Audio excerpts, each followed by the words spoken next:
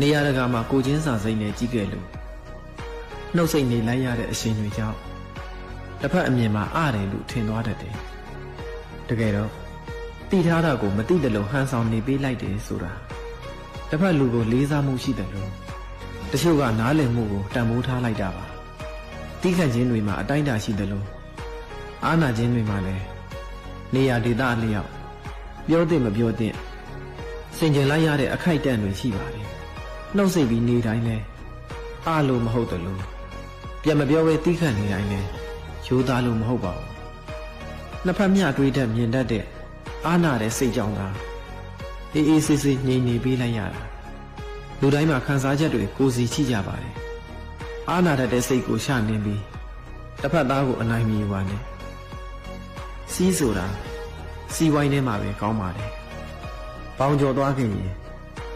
တစ်ချိန်ကတီးခံခဲ့တဲ့အရာတွေအားလုံးဟာဒေါသအဖြစ်နဲ့ပြောင်းလဲသွားတတ်တယ်